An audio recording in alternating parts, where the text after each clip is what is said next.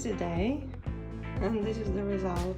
How many is it? 8 here, and over here another 7, so 15, and another 6, 21 compote jars ready for the winter. Not ready yet, but will be. All I need to do now is add some water to that.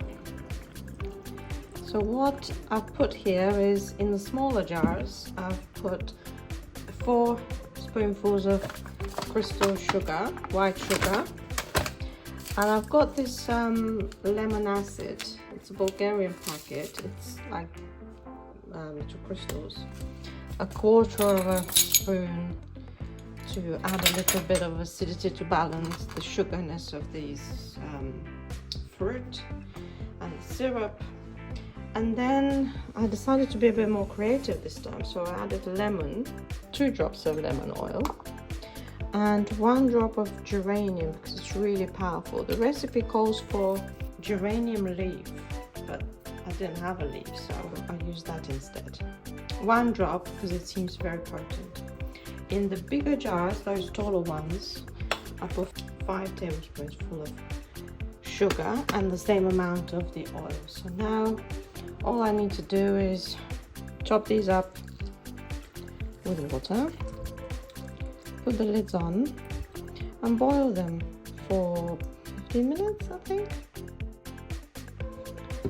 The interesting story of these jars is because we ran out of empty jars with all these cherries that we picked from our big cherry tree, is that these jars with these lids were recycled from the jars that we discovered in the utility slash pantry slash spice, how they say it in Hungary here, the place where they store their jars for the winter with all the preserves and compote. So we emptied them and we reused them, and hopefully these lids are going to be good. You know, some of the lids that we found there weren't very good, they were rusty, but these are the good ones. So we have recycled these jars. That's why they have all these different types of lids and the different sizes of jars. Some of them are quite pretty actually. There was this jar, where is it?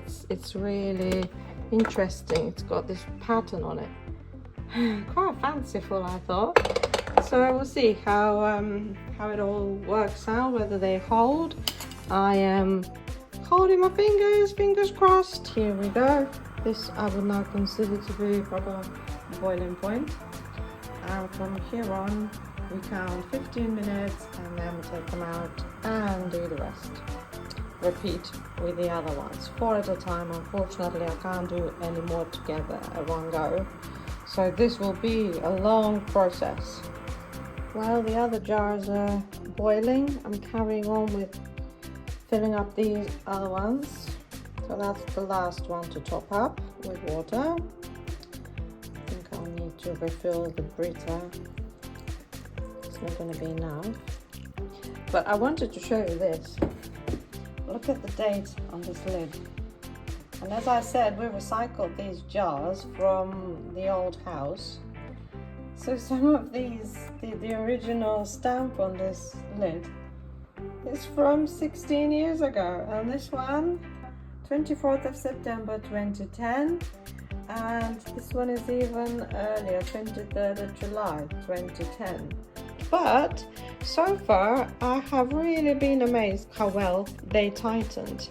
I hope they stay nicely closed when I take them out at the canning, but for now, so far so good. It took me quite a long time yesterday.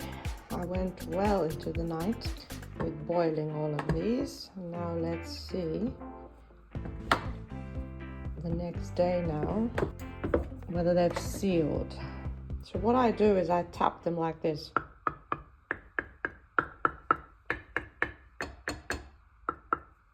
And I listen for a hollow sound. Like this one sounds a little hollower than this, but it's still, I think it's a good seal. Now let's move on to the next row. How do you know whether your jars have sealed? Do you have a special method? This is what I've learned from my mum. This one is still, I think this one is still not ready yet. Maybe we'll watch this one.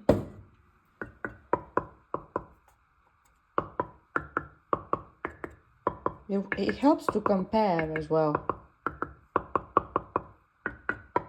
That sounds a little bit, we'll separate this one and observe it. Same with this one. These are all good.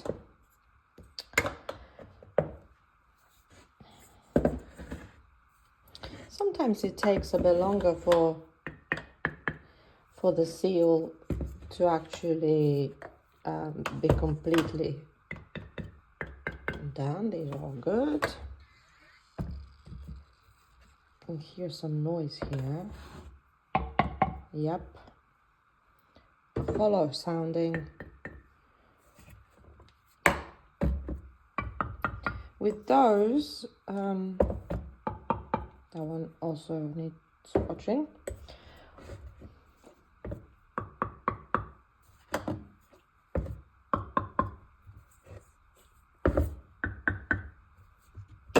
And the last one. That one's a little bit, maybe also needs observing. So, out of all of these reclaimed jars, these are all good. And these, 1, 2, 3, 4, 5, 6 of them, need a little more time maybe. Check on them a bit later.